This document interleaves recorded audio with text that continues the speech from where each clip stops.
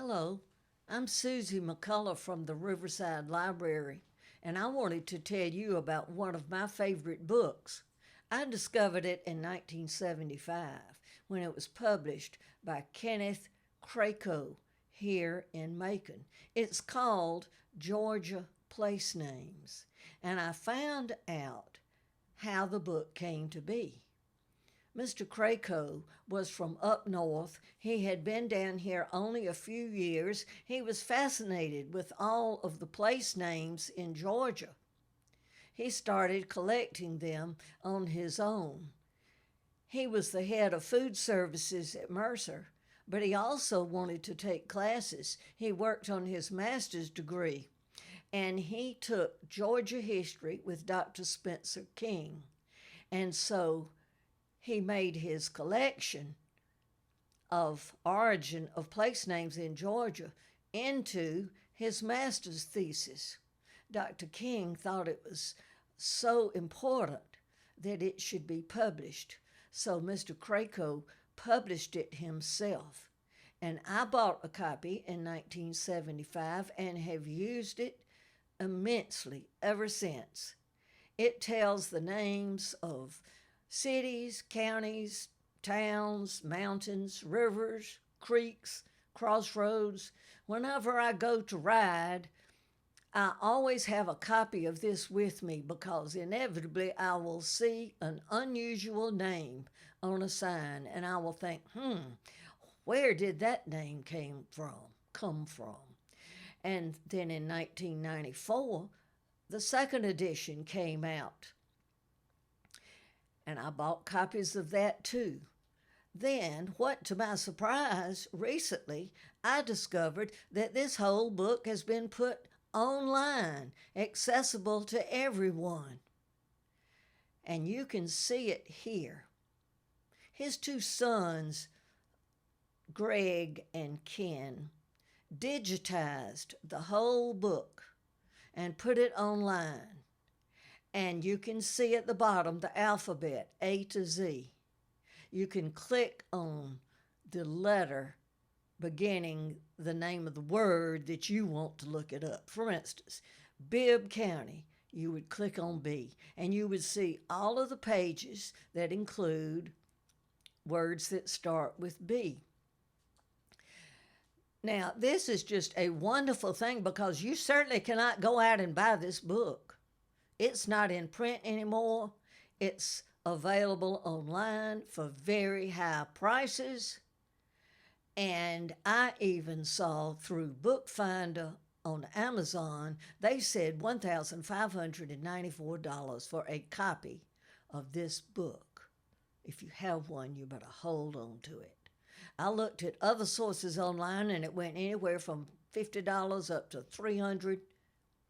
If you ever see a copy of this at the Friends of the Library old book sale, you better grab it and hold on to it. You've got something there. I have used mine so much, and you can see by this raggedy condition of my first copy that it's been well used. Now, don't you sit around wondering sometime about where the name of the crossroads called Box Ankle came from? When you're going out near Thomaston and Talbotton and that way, I can tell you, if you had this book, you could look it up yourself.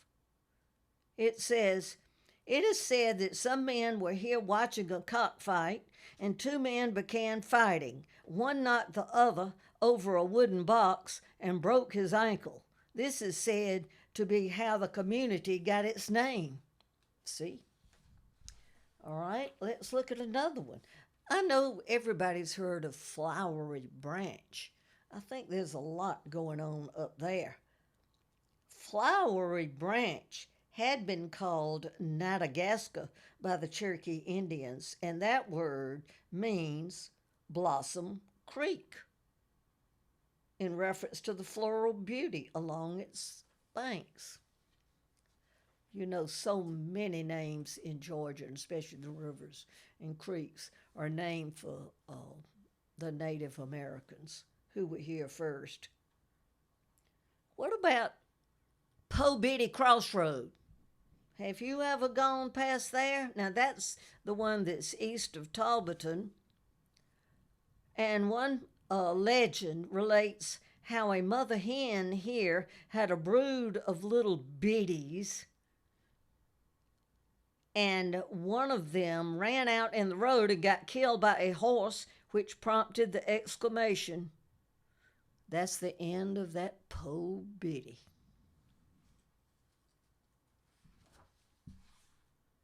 What about Rising Fawn? That's an unusual name for a town, isn't it? That's another one that is a translation of an Indian word that many of the male Indians had, called "he who is arising," but it got changed into Rising Foam. Now, what about this one?